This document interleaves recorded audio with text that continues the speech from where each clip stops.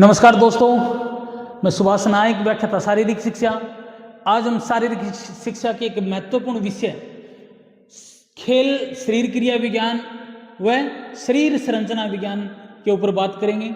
शरीर संरचना विज्ञान क्या है? शरीर संरचना विज्ञान के अंतर्गत किन का अध्ययन किया जाता है? शरीर संरचना विज्ञान का खेलों में क्या महत्व है? इन सभी बातों पे हम विशेष रूप से बात करेंगे। तो सबसे पहले मैं आपको बता दूं, शरीर संरचना विज्ञान चिकित्सा शास्त्र की वह शाखा है जिसके अंतर्गत शरीर की रचना का अध्ययन किया जाता है। इस विज्ञान के अध्ययन से शरीर के विभिन्न अंगों के ढांचों की आधारभूत संरचना की जानकारी प्राप्त होती है। शरीर संरचना विज्ञान है वो अंग्रेजी के एक शब्द एनाटॉमी का हिंदी अनुवाद है। एनाटॉमी शब्द है वो ग्रीक भाषा का शब्द है जिसका अर्थ होता है काटना। तो आज हम शरीर संरचना विज्ञान के और शरीर खेल क्रिया विज्ञान के ऊपर विस्तृत रूप से बात करेंगे। सबसे पहले बात करते हैं हम शरीर संरचना विज्ञान की। शरीर संरचना विज्ञान। शरीर संरचना विज्ञान क्या है? शरीर रचना विज्ञान चिकित्सा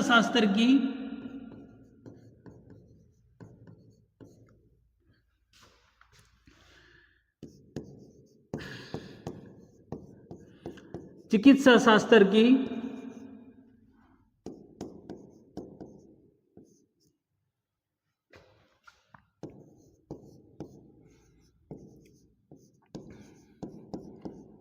वह शाखा है जिसमें प्राणियों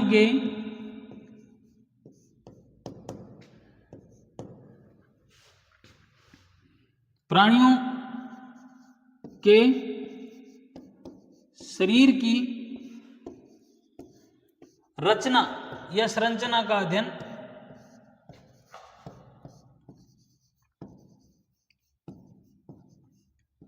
अध्ययन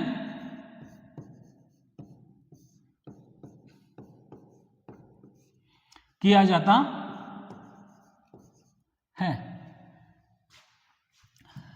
शरीर रचना विज्ञान के अध्ययन के अंतर्गत शरीर के विभिन्न भागों, विभिन्न अंगों के ढांचों की संरचना का अध्ययन किया जाता है। तो लिखेंगे शरीर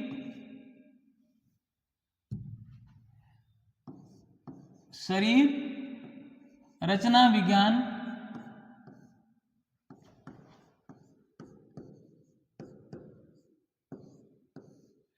के अंतर्गत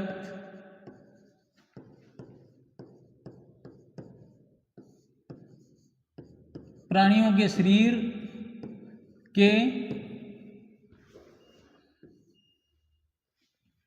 के विभिन्न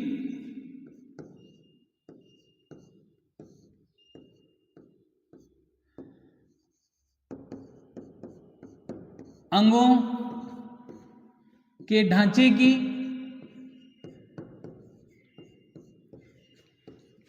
व संरचना का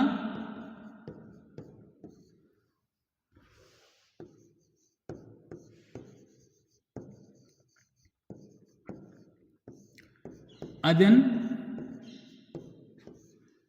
किया जाता है। शरीर संरचना विज्ञान है वो अंग्रेजी के शब्द एनाटॉमी का हिंदी रूप है। तो शरीर संरचना विज्ञान को अंग्रेजी में एनाटॉमी कहा जाता है। शरीर रचना विज्ञान को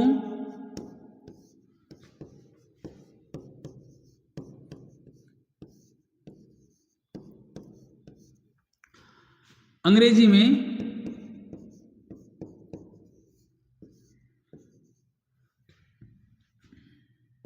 एनाटॉमी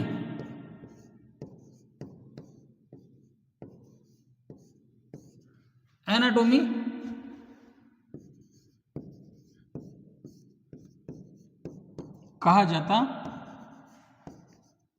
है। आपको बता दूं, एनाटॉमी है वो क्या है, ग्रीक भाषा का शब्द है, ग्रीक भाषा का शब्द है, जिसका अर्थ क्या है, एनाटॉमी का अर्थ क्या है, काटना। एनाटॉमी का अर्थ है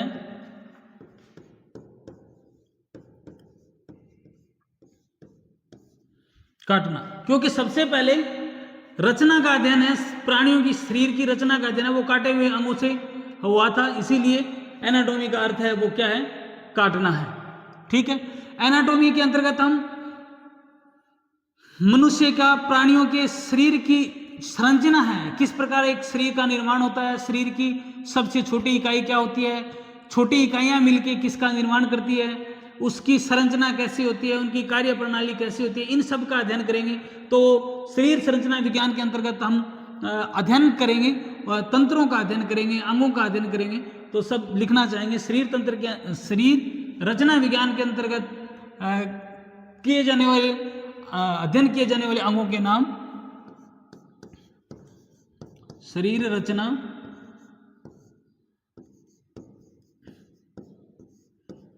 विज्ञान में निम्नलिखित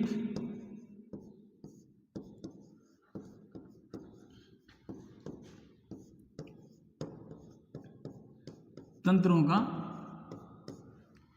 अध्ययन किया जाता है। अध्ययन किया जाता है। वो तंत्र कौन कौन से हैं? शरीर रचना विज्ञान में हम देखेंगे कि शरीर की सबसे इकाई कौन सी होती है, कोशिका। तो हम सबसे पहले किसका अध्ययन करेंगे, कोशिका का, क्योंकि जब तक हम कोशिका का अध्ययन करेंगे हमें पता ही नहीं चलेगा कि शरीर की बनावट कैसी होती है, क्या क्या है इसके अंदर, कैसे बना है। तो कोशिका का अध्ययन करेंगे। कोशिका मिलके किसका निर्माण करती है, ऊतकों का, तो उसके बाद हम ऊतकों का अध्ययन करेंगे। ठीक है, उसके बाद हम शरीर का स्केलेटल सिस्टम है, कंकाल तंत्र, उसका अध्ययन करेंगे कि कंकाल तंत्र, ये जो ढांचा बना हुआ है वो किस प्रकार बनाया है, कैसे इसमें गतियां होती है, क्या इसका सिस्टम है। कंकाल तंत्र के बाद हम मांसपेशीय तंत्र का अध्ययन करेंगे। मांसपेशीय तंत्र का अध्ययन करेंगे। मांसपेशीय तंत्र के बाद हम देखेंगे कि रक्त परिसंचरण तंत्र किस प्रकार से काम करता है, रक्त किस प्रकार से पूरे शरीर में सर्कुलेट होता है। तो रक्त परिसंचरण भी अपने आप में एक पूरा सिस्टम है, तो रक्त परिसंचरण का भी हम अध्ययन करेंगे। उसके बाद श्वसन भी अपने आप में, इन्वायरमेंट से ऑक्सीजन ली जाती है, किस प्रकार कार्बन डाइऑक्साइड छोड़ी जाती है, लंग्स किस हिसाब से काम करते हैं, तो ये सारी चीजें हैं वो श्वसन तंत्र के अंतर्गत आती है। तो श्वसन तंत्र का भी हम अध्ययन शरीर रचना विज्ञान के अंतर्गत करेंगे। पाचन तंत्र, खाते हैं, जो भी खाते हैं उनका पाचन होता है, पाचन किस हिसाब से होता है, कहाँ होता है, कैसे उसका पूरा सिस्टम है, कैसे काम करता है, इन सब का अध्ययन पाचन तंत्र के अंतर्गत करेंगे। तो शरीर संरचना विज्ञान के अंतर्गत हम डाइजेस्टिव सिस्टम का भी अध्ययन करेंगे। खाने के बाद कुछ उपयोगी चीजों को शरीर काम में ले लेता है, जो काम की चीजें नहीं होती है उनको शरीर द्वारा निष्कासित भी करना अति आवश्यक तो होता है। अगर उनका निष्कासन समय पे नहीं होता है तो शरीर में होने वाली बहुत सारी क्रियाएं, बहुत सारी गतिविधियां है वो क्या हो जाती है, बाधित हो जाती है। तो हम उत्सर्जन तंत्र का भी शरीर रचना विज्ञान के अंतर्गत अध्ययन करेंगे। उत्सर्जन तंत्र, शरीर का कोऑर्डिनेशन, रिदम, लय, ताल, कैसे पूरा एक लय में काम कर रहा है, तो उसके लिए हम न्यूरोमस्कुलर सिस्टम, तंत्रिका तंत्र का भी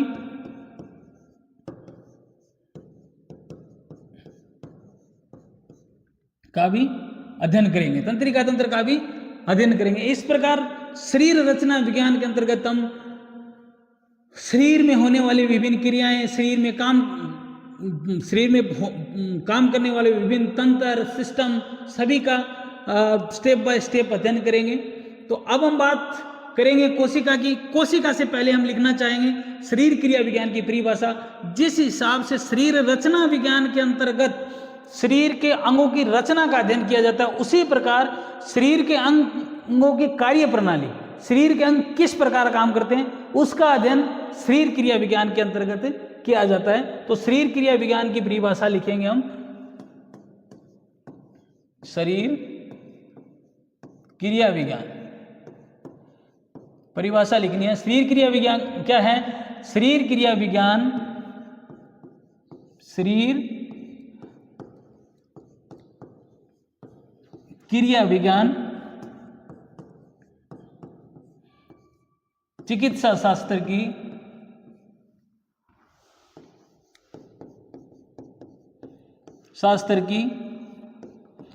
वह शाखा है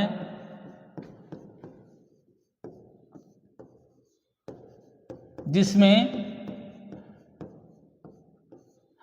प्राणियों के शरीर में, प्राणियों के अंगों में होने वाली गतियों का, क्रियाओं का अध्ययन किया जाता है। ओके, शरीर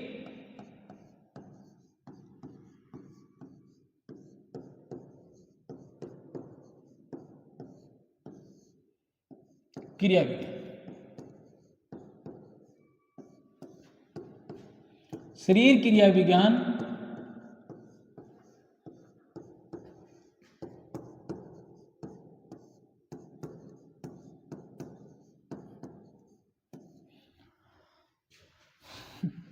विज्ञान चिकित्सा शास्त्र की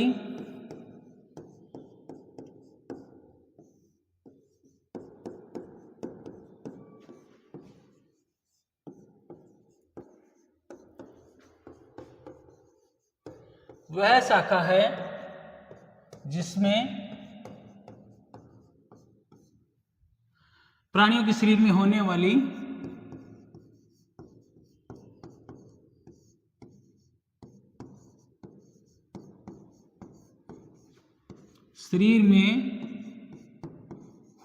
विभिन्न क्रियाओं का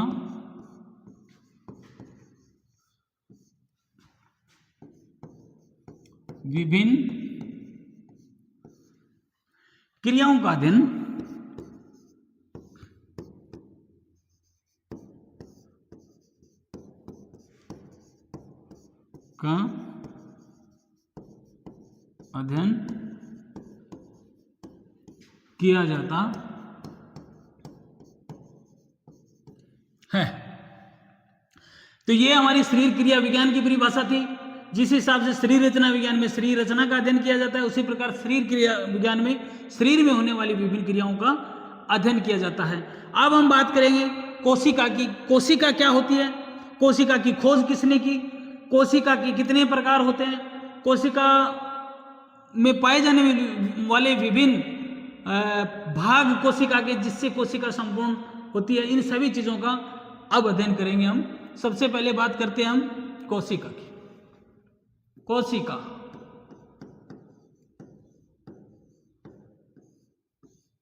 सेल।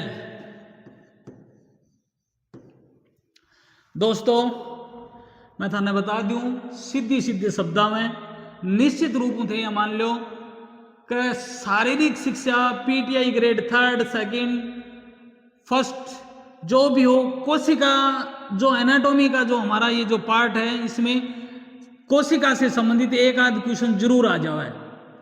चाहे कोशिका के खोजकर्ता का नाम पूछ लो, चाहे कोशिका शरीर की सबसे छोटी संरचनात्मक इकाई है या नहीं है, कौन है शरीर की सबसे छोटी संरचनात्मक इकाई, तो हमें निश्चित रूप से इस टॉपिक को शानदार तरीके से थोड़ा कंसंट्रेट करके पढ़ना है। तो बात करेंगे हम कोशिका की।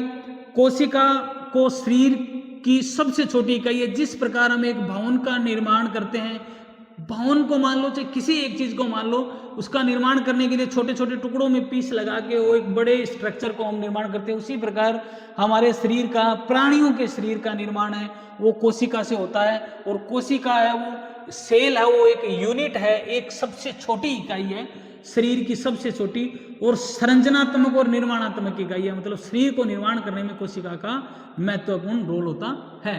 तो हम लिखेंगे कोशिका के अंतर्गत शरीर की सबसे छोटी इकाई,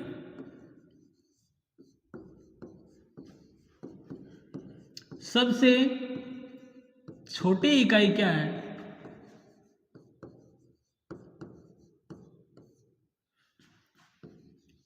कोशिका ही है, या मान लो थे। शरीर जब भी बनना चालू हुआ है नहीं जैसे या मान लो पहलो काम कोशिका को ही हुआ है, ठीक है। एक कोशिका हुई इतना बड़ा आदमी को निर्माण हुआ है। दूसरी बात है कोशिका ने शरीर की संरचनात्मक इकाई भी बोला है। कोशिका को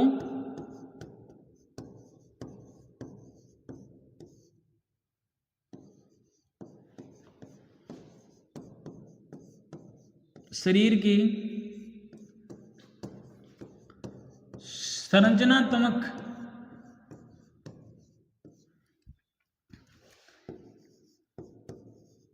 इकाई भी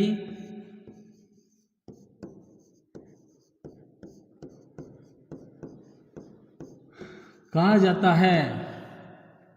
कोशिका की खोज है ना वो 1665 में रॉबर्ट हुक नाम के एक आदमी ने की थी।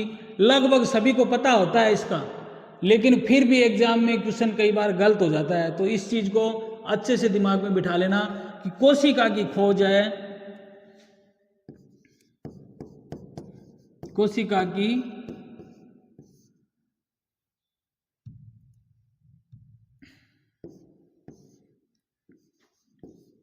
की खोज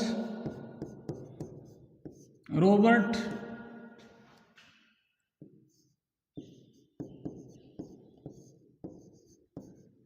हुक, ये आदमी था जिसका नाम था खोज करने वाला का रॉबर्ट हुक, अंडरलाइन कर दिया है मैंने। 1665 में रॉबर्ट हुक ने 1665 में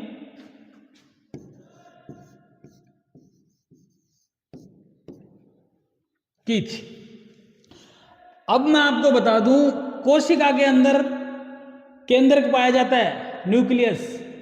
कोशिका के अंदर एक गोलाकार संरचना पाई जाती है जिसको केंद्र कहते हैं, और उस केंद्र की खोज है वो रॉबर्ट ब्राउन ने 1831 में की थी। तो ये चीज लिखते हैं हम, कोशिका के केंद्र की खोज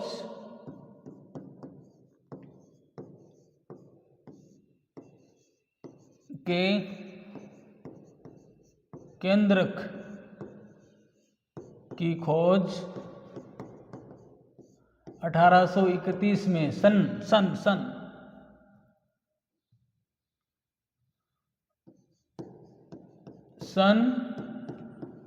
1831 में किसने की? नाम था रॉबर्ट ब्राउन। याद रख लेना भाई, क्वेश्चन आने वाला है। चाबी छोड़ जाऊं मैं, लोग लगा के, मेरी आधी क्लास बाकी हो रही है। हाँ, आधे घंटे से ऊपर लगेगा। हाँ, 5 बजे। ठीक है। कोशिका का अध्ययन साइटोलॉजी कहलाता है। कोशिका का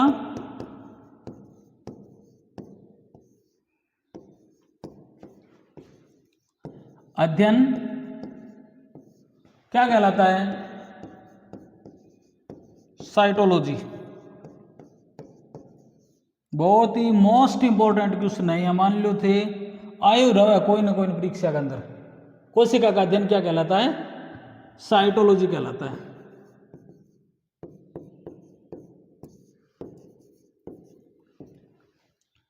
ठीक है। कोशिका शरीर की सबसे छोटी संरचनात्मक इकाई है। कोशिका की खोज 1665 में रॉबर्ट हुक ने की थी। कोशिका के केंद्र की खोज 1831 में रॉबर्ट ब्राउन ने की थी, और कोशिका का अध्ययन है वो क्या है, साइटोलॉजी कहलाता है। अब हम बात करते हैं कोशिका की संरचना की। कोशिका की संरचना, कोशिका की संरचना, तो मैं आपको बता दूं, कोशिका की संरचना विभिन्न अंगों में, विभिन्न परिस्थितियों में उनके कार्यों के हिसाब से भिन्न भिन्न होती है। उनके कार्यों की कार्य प्रणाली के हिसाब से बदलती रहती है, ठीक है ना। जैसे मान के चलो मसल्स की कोशिका है, तो मसल की कोशिकाएं सिकुड़ती और फैलती रहती है, ठीक है ना। क्यों? क्योंकि उनको ऊर्जा का उत्पादन करना होता है। त्वचा की कोशिकाएं हैं वो चौड़ी होती है, वो इसलिए चौड़ी होती है क्योंकि उसको शरीर को क्या होता है, ढकना होता है। न्यूरोमस्कुलर सिस्टम है, नर्वस सिस्टम, उनकी कोशिकाएं लंबी होती है क्योंकि उनको शरीर के विभिन्न अंगों से क्या करने हैं, संवेगों का रिसीव करना है और वापस उनसे जो संवेगों के प्रति जो प्रतिक्रिया है वो करनी है। तो इसीलिए कोशिका की संरचना है वो विभिन्न अंगों की कार्य प्रणाली के हिसाब से भिन्न भिन्न होती है। तो लिखेंगे कोशिका की संरचना, कोशिका की संरचना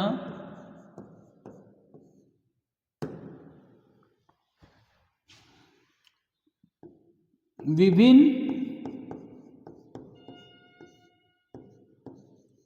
अंगों की कार्य प्रणाली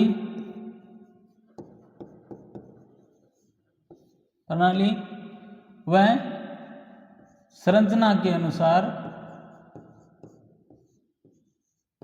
के अनुरूप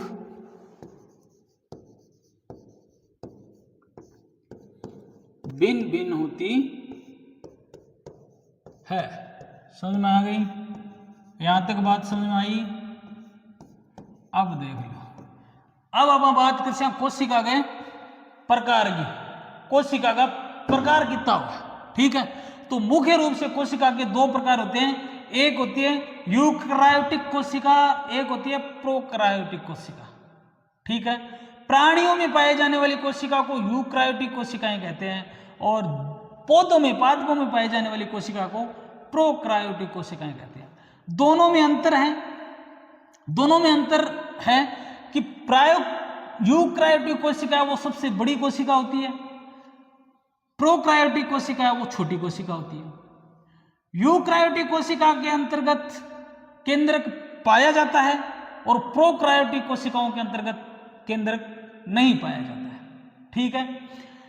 यूकैरियोटिक कोशिका के अंतर्गत जो क्रोमोसोम्स होते हैं, गुणसूत्र है, उनकी संख्या एक से अधिक होती है, और यूकैरियोटिक कोशिकाओं के अंतर्गत गुणसूत्रों की संख्या एक होती है।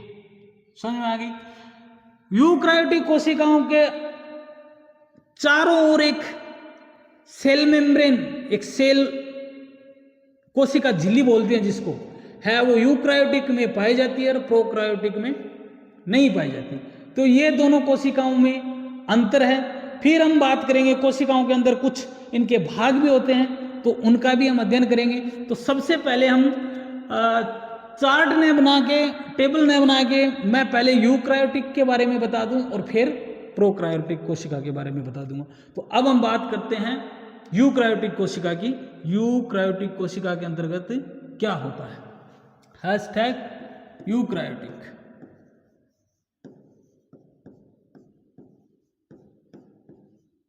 यूकैरियोटिक कोशिका, कोशिका के प्रकार में लिखेंगे ना, कोशिका के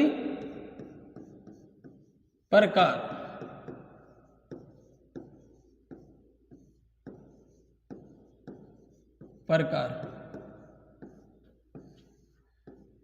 कोशिका मुख्य रूप से दो प्रकार की होती है।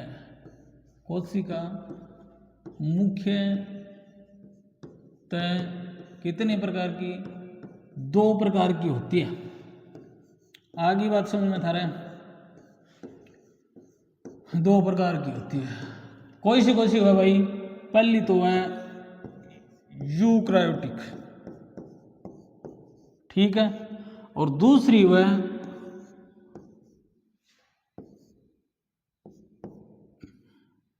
चाल जा रहे हैं प्रोक्रायोटिक। समझ में आ गई बात?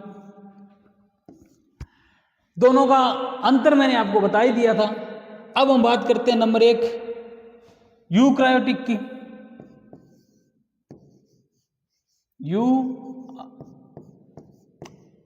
आज मामला गड़बड़ हो रहा है, राइटिंग कौन से मन लग रही। यूकैरियोटिक कोशिका,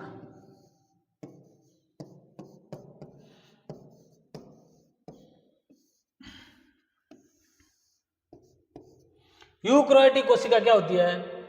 सबसे बड़ी कोशिका होती है। पहला ही लिख लो टॉपिक, यह कोशिका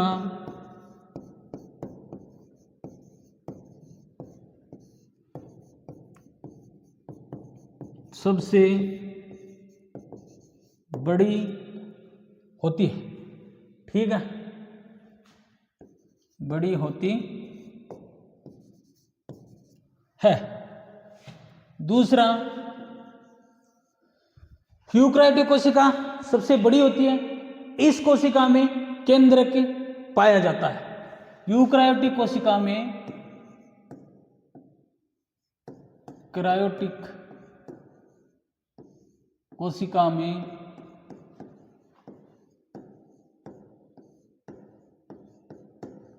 केंद्रक पाया जाता है।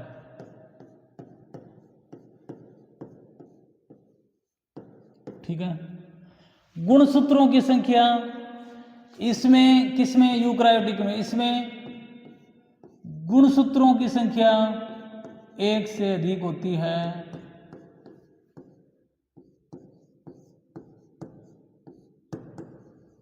संख्या 1 से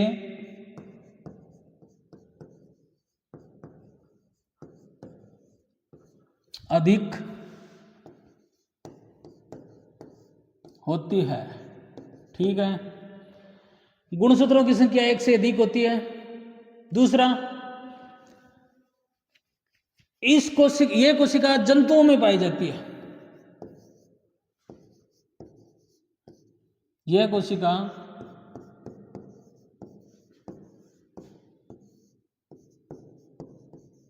जंतुओं में पाई जाती है, ठीक है। इस कोशिका में कोशिका झिल्ली पाई जाती है। यूकैरियोटिक कोशिका में कैरियोटिक कोशिका में सेल मेम्ब्रेन, कोशिका में कोशिका झिल्ली पाई जाती है।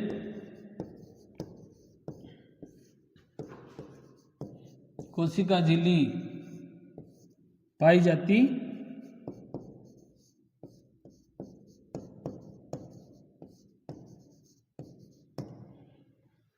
है, ठीक, ठीक है, यहां तक बात आई समझ में। अब हम बात करते हैं यूकैरियोटिक कोशिका में एक क्रिया होती है माइटोसिस की। माइटोसिस और मायोसिस दो क्रियाएं होती हैं, जिनमें माइटोसिस एक ऐसी क्रिया है जिसमें जो पुत्री कोशिकाएं होती है, माइटोसिस एक कोशिका का विभाजन है, अर्थात जो कोशिकाएं बनती है यूकैरियोटिक कोशिका से नई कोशिकाएं हैं वो माइटोसिस प्रक्रिया के द्वारा बनती है। माइटोसिस क्या है? माइटोसिस से कोशिका विभाजन है जिसके अंतर्गत दो पुत्री कोशिकाओं का निर्माण होता है, और जो पुत्री कोशिकाएं होती है उसमें जो केंद्रक होते हैं, गुणसूत्र होते हैं, उनकी संख्या है वो पितृ कोशिकाओं की क्या होती है? समान होती है।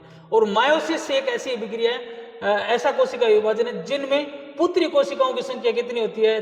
4 होती है, लेकिन जो गुणसूत्र होते हैं उनकी संख्या है वो पितृ कोशिकाओं से क्या हो जाती है?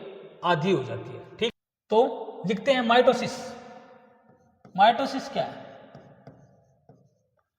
इसी में लिखते हैं, पहले तो लिखना है माइटोसिस। यूकैरियोटिक कोशिका में माइटोसिस की प्रक्रिया होती है, याद रखना। यूकैरियोटिक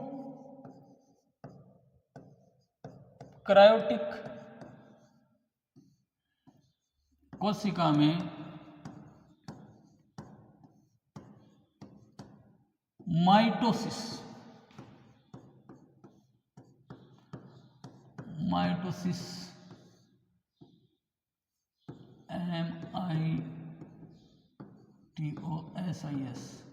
माइटोसिस की क्रिया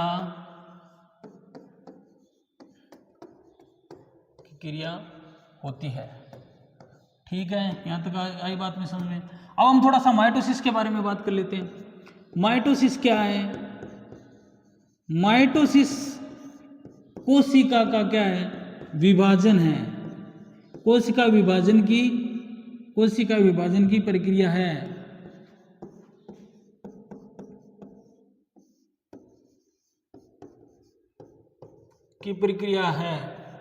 जिसमें पुत्री कोशिकाएं हैं, वो 2 बनती है। विभाजन की प्रक्रिया है जिसके परिणाम स्वरूप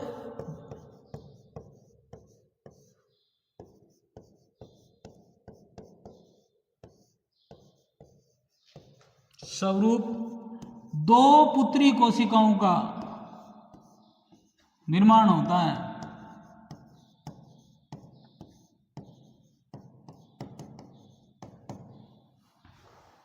दो पुत्री कोशिकाओं का क्या होता है? निर्माण होता है। लेकिन इनकी विशेष बात यह है कि इनमें पाए जाने वाले गुणसूत्रों की संख्या पितृक कोशिकाओं के समान होती है ना? निर्माण होता है तथा इसमें क्रोमोसोम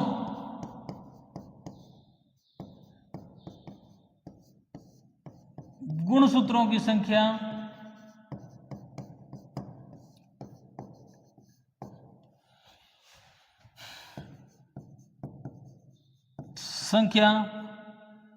पैतृक कोशिकाओं के समान होती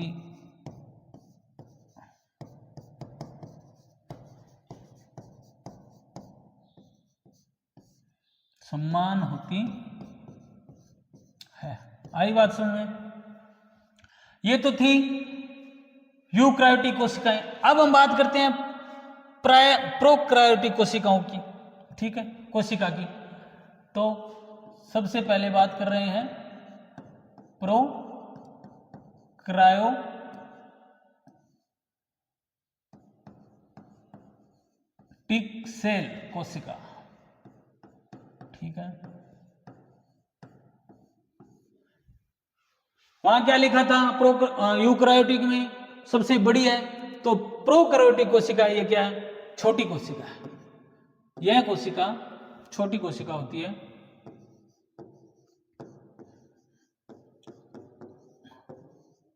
यह कोशिका छोटी कोशिका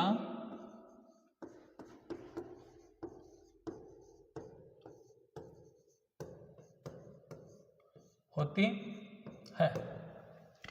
दूसरी और मुख्य बात, इसमें किसमें? प्रोकैरियोटिक में केंद्र के कोनियों है।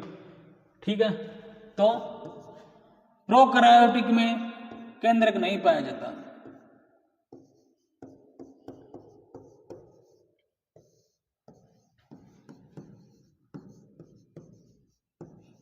केंद्र के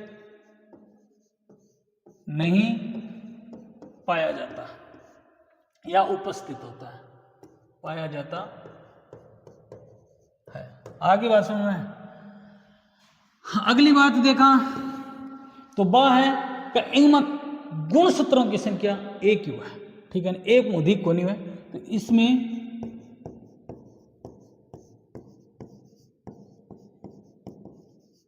गुणसूत्रों की संख्या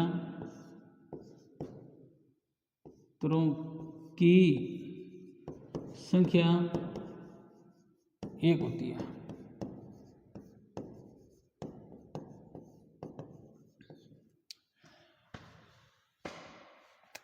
चौथी और बड़ी बात यह है कि ये पादपों में पाई जाती है, अर्थात प्रोक्रायोटिक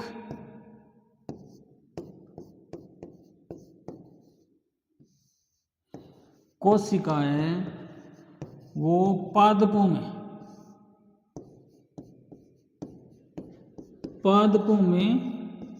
पाई जाती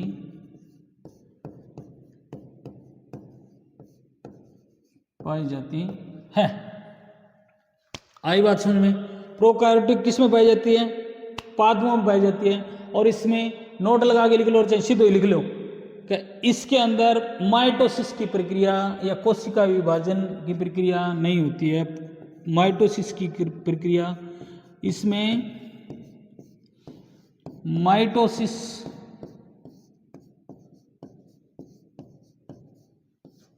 की प्रक्रिया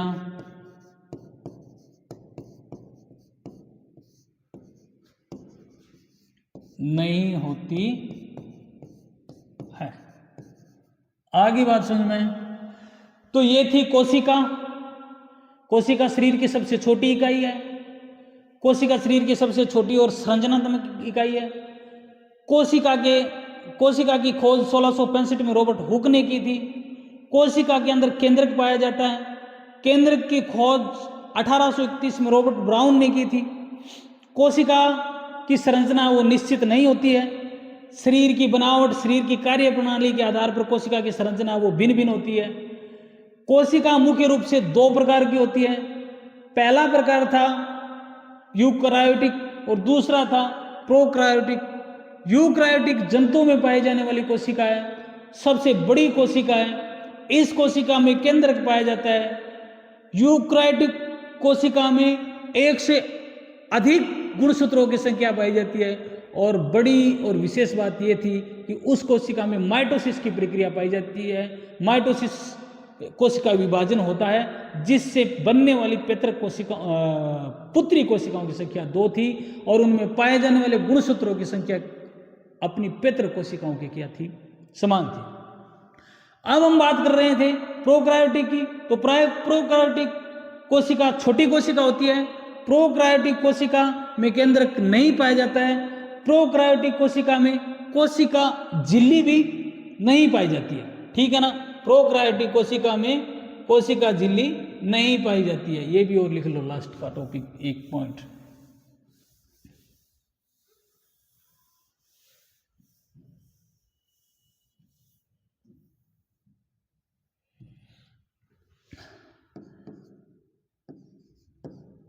प्रोकैरियोटिक में कोशिका में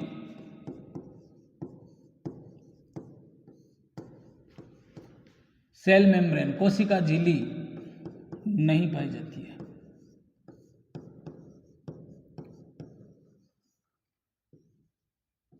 झिल्ली नहीं पाई जाती है। ठीक है? केंद्र एक वो है और प्रोकैरियोटिक है वो पादपों में पाई जाती है और इसमें माइटोसिस की प्रक्रिया नहीं होती। तो ये तो थी कोशिका। आगे हम कोशिका में पाए जाने वाले उसके अंग, जैसे mitochondria, ribosome, Golgi body, Golgi काय, न्यूक्लियस, एंडोप्लाज्मिक रेटिकुलम और लाइसोसोम, इस प्रकार जो संरचनाएं, वैक्यूहोल्स जिसको रिक्तिकाएं कहते हैं, जो कोशिका की इंटरनल पार्ट्स की क्या करती है, बाहरी चोटों से सुरक्षा करती है, इन सभी जो प्रोटोप्लाज्म है, साइटोप्लाज्म है, इन सबका हम अच्छे से अध्ययन करेंगे। तो आगे की प्रक्रिया हमारी शरीर रचना विज्ञान की भूमिका बन गई है। हमने आज कोशिका को पढ़ के इसकी शुरुआत कर दी है। अब हम कोशिका के बाद ऊतकों के बाद विभिन्न तंत्रों की, श्वसन तंत्र, कार्डियोवास्कुलर सिस्टम, रेस्पिरेटरी सिस्टम, सबको बड़े डीप अच्छे तरीके से पढ़ेंगे। और शानदार तरीके हम चाहते हैं कि एनाटॉमी हमारी इतनी शानदार हो जानी चाहिए, क्योंकि फिजिकल की रीढ़ की हड्डी होती है एनाटॉमी। अगर क्योंकि खिलाड़ी है वो खेल वाला पार्ट है, वो खिलाड़ी को पढ़ते हुए बड़ा मतलब आनंद आता है, उसको इजी लगता है, क्योंकि पूरा जीवन उसका खेल से, ग्राउंडों की लाइनें बनाने में, बॉलों से खेलने में, सब तो उनको याद करने में और उसको पढ़ने में खिलाड़ी को दिक्कत नहीं होती है। हमारे पीटीआई भाइयों को जो थोड़ी बहुत भी कहीं ना कहीं जाके थोड़ी बहुत अगर दिक्कत होती है वो किनेशियोलॉजी और एनाटॉमी में होती है। तो किनेशियोलॉजी के एक दो पार्ट थे, जैसे लीवर थे, न्यूटन मोशन लॉ थे न्यूटन के, कुछ और ऐसे एक दो छोटे मोटे टॉपिक थे वो जो मैंने पहले ही डाल रखे हैं। अब मैं प्रयास करूंगा कि आपको एनाटॉमी को ऐसे बढ़ा दूं कि एनाटॉमी को दोबारा उठा के देखने की जरूरत नहीं पड़े, 1% भी चिंता करने की जरूरत नहीं है। निश्चित तौर पे हम बेसिक इतना शानदार कर लेंगे कि आगे हमें कोई प्रकार की दिक्कत नहीं आएगी। आज के क्लास यहीं समाप्त करते हैं। इसी के साथ सभी को नमस्कार, जय हिंद, जय भारत।